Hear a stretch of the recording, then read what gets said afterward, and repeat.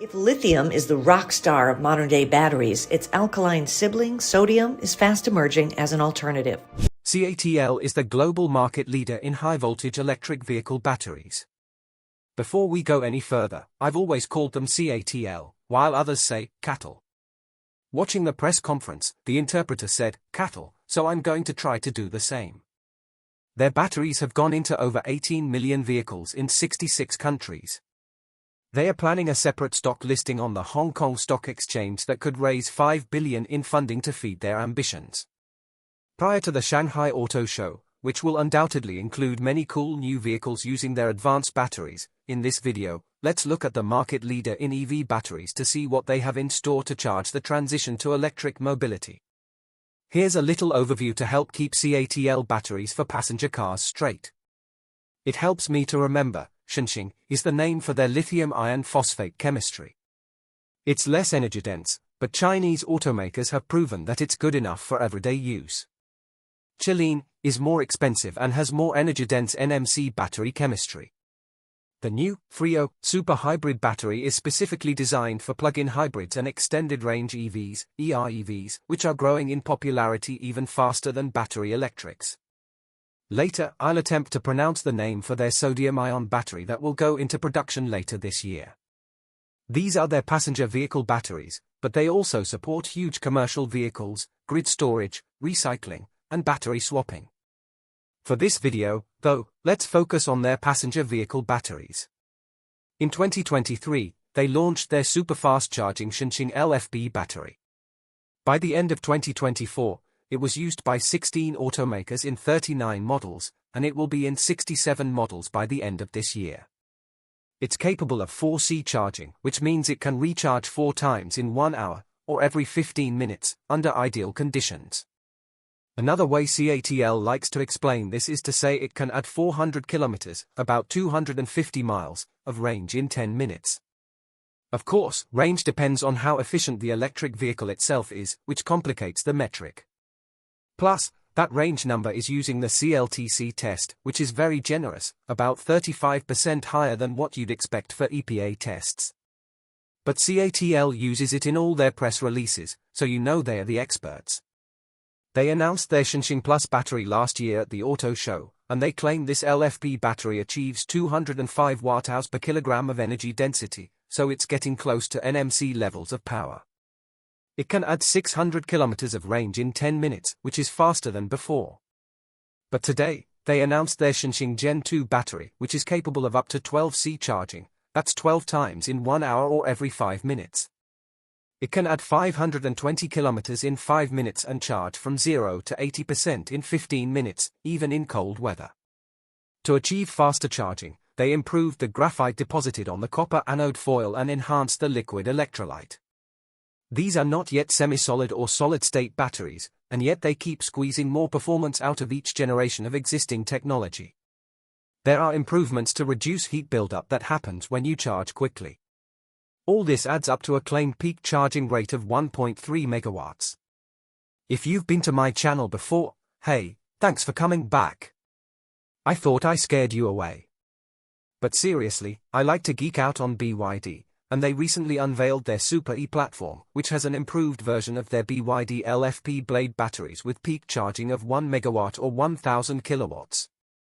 Many EVs in America tap out at 150 kilowatts or less, but the latest battery electrics in China are going to 1000 and now 1300 kilowatts. As we saw from BYD, that peak does not last the entire charge curve. CATL claims they can add 75 kilometers, 47 miles, in just 30 seconds. That's a little bit better than BYD's claim of 20 kilometers in 10 seconds. CATL says it's a 12C battery, while BYD claims 10C. Remember, these are the cheaper LFP batteries that Western automakers took a pass on, and now we're slowly realizing that LFP chemistry may make a lot of sense in many applications. With 520 kilometers added in 5 minutes, you can see how the leader just keeps getting better. BYD had this title for about a month, but no more.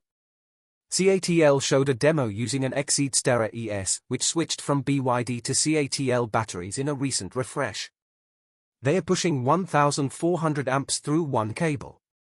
This is where it raises my eyebrow a little bit. Even liquid-cooled cables will struggle to keep that going for a very long time. The highest number I saw was 1,279 kilowatts, which is a little over 900 volts for the system. When it goes over 20% state of charge, SOC, it does drop off, but it still remains over 1,000 kilowatts. It dips below 1 megawatt after 30% SOC and hits over 650 kilowatts at 50% SOC. There aren't detailed timestamps to do an accurate charge curve, but it does appear to be much flatter and more impressive than what BYD showed earlier on their CATL. So, 520 kilometers added in 5 minutes is better than what BYD showed for a similar-sized EV. These tests are run under ideal temperature conditions, though. But even at -10 degrees Celsius 14 degrees Fahrenheit, CATL claims 5 to 80% charging in just 15 minutes, and they demonstrated that on an Avatar EV. CATL has talked about their self-heating battery technology, which sounds a lot like the pulse width modulation that BYD is now offering, but I can't confirm that for sure. One obvious difference between CATL and BYD is that CATL doesn't make their own EVs or build out their own charging network, so they'll need to test with many partners to ensure compatibility with the high-powered megawatt chargers being built out by all these companies. LFP batteries use fewer rare minerals than NMC, but they still require lithium, which is scaling up production to meet demand, but it's not something you'd call abundant. Something that is abundant is sodium. It's over 400 times more abundant than lithium. This means not only cheaper costs but also lower emissions in manufacturing. Up to 60% fewer greenhouse gases are produced when making a sodium-ion battery versus a lithium-ion one, and CATL now says they are ready for mass adoption. The key achievements were an improvement in energy density, reducing strain within the battery during charge and discharge, and extending the life cycle of the battery to be dependable over thousands of charges and discharges. Another area that needed to be solved was their low-temperature performance. Sodium ions face internal resistance to their movement in cold weather. At high temperatures, 70 degrees Celsius or 158 degrees Fahrenheit, they managed to retain acceptable battery performance there too. After the really smart scientists created their breakthrough technologies, they then handed it over to the marketing department. CATL has developed its own excellent LFP batteries, but at a cost that's even lower. Pronounce it.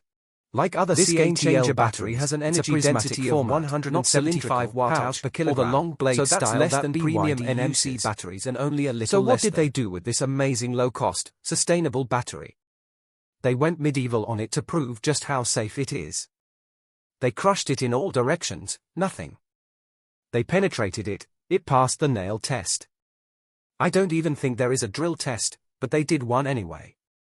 Oh come on now they are just showing off, cutting it in half in the CGI video.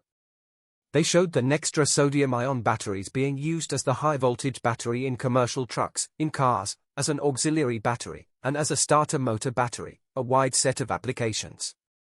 The first production application won't be all that exciting. It's a 24-volt starter motor battery for commercial diesel trucks. This 4.5 kilowatt-hour sodium-ion battery is used to power the air conditioning for the driver and replaces the much heavier lead-acid battery. They showed cold weather performance that could be better than a lead-acid battery. It starts a semi. And yeah, I'm not sure what is cooking, but it kind of makes me hungry. It can provide up to 8 years of life or more, longer than a traditional lead-acid battery, and at a 61% lower operating cost. Production of this 24-volt commercial battery starts in June. But you didn't click on this video to hear about low-voltage batteries. In a vehicle with a 2.95-meter wheelbase, that's a bit longer than the BYD Seal but shorter than the CATL. For example, CATL Nextra batteries can provide over 300 miles, or 500 kilometers, of electric-only range. In a plug-in hybrid, they can provide 125 miles, or about 200 kilometers, of electric range. To prove that they've solved the low-temperature performance of sodium-ion batteries, they took a Nita S retrofitted with sodium-ion batteries down to -30 degrees Celsius, or -22 degrees Fahrenheit. It started off slow, charging under 50 kilowatts, then got over 100 kilowatts once it passed 60% state of charge, and nearly touched 200 kilowatts as it went up to 80%. Charging from 30% to 80% took 30 minutes at extremely cold temperatures. At normal temperatures, it only takes 10 minutes. CATL Nextra batteries charge at 5 sea levels.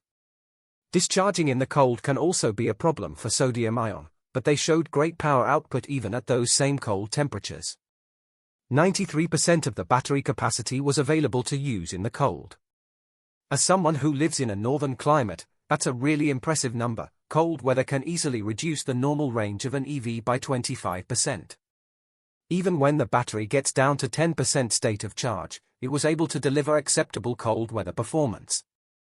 They also claim that it can last up to 10,000 cycles, which equates to well beyond the normal life of a passenger vehicle. So what year should we expect these experimental batteries from CATL? December of this year. CATL itself believes that sodium-ion batteries have the potential to displace half of the current LFP market. They are not perfect. CATL Nextra batteries have a lower energy density than their own LFP batteries, which equals a little more weight or a little less range. For something like an eVTOL or a flying car, it wouldn't make sense. And the cycle lives they claim were probably achieved in a lab. Real-world testing over many years may expose some limitations to those results. Their NMC chemistry, the Chilean NMC batteries, are not waiting for the competition to catch up. Most notably, they explained how improvements to their anode technology, the negative electrode, will benefit all the batteries in terms of volumetric energy density. That's not the energy per kilogram, but the energy per liter of space that the battery takes up. You can see that NMC chemistry has energy density advantages for high-performance applications, and it may still be the right choice for some vehicles. Their FreeVoy Super Hybrid battery packs, announced just last year, are optimized for plug-in hybrid and range-extended EV applications. A new dual-core design will utilize two banks of batteries with different chemistries. Basically, one chemistry provides the power and takes in energy recuperated through regen, while the other chemistry recharges that drive battery, providing a steady flow of energy on longer drives. This is the same concept that our Next Energy, ONE, has been working on with their Gemini battery pack, not identical chemistries to what CATL is using, but the main difference is that CATL does business in a country hellbent on dominating the battery industry, while here in America, we flip-flop between our government loving and hating electric vehicles. One is having a hard time ramping up amid all the turmoil and uncertainty. Back to CATL, one combination of chemistries offered uses LFP Shunxing batteries to drive the electric motors and sodium-ion Nextra batteries as the range-extending stable battery. Or, combine Chilean batteries with their NMC chemistries and LFP Shunxing batteries, and you get more range and faster charging, albeit at a higher price. I think it's time to wrap it up. This has been a long video. CATL now has 3 lines of battery chemistry to offer, plus a dual-core pack that can be customized based on the automaker's requirements and budget. Sodium-ion batteries were expected to be a game-changer in the upcoming years. Well, it only took a couple of months. Expect some of CATL's favorite customers to start announcing that their new EVs will utilize these new batteries in the upcoming months, or in the next 24 hours, as the auto show in Shanghai kicks off. And I didn't even touch on CATL's recent efforts to build out battery swapping in partnership with NIO, not in competition with each other. What will that look like? Well, hit that subscribe button to stay informed. Now, back to my neck of the woods. Ford continues construction on a battery plant in Marshall, Michigan, despite protests from some locals who don't like the idea of licensing an LFP battery design from a Chinese company. Rumors circulated that GM wanted TDK to do the same thing and build a plant in the US, but no official announcement on that. If you ask me, American companies would be smart to learn how to make LFP batteries from the largest EV battery maker in the world. After all, China learned how to make some pretty damn good cars from joint ventures with Western automakers. Look at them now. Thanks for watching.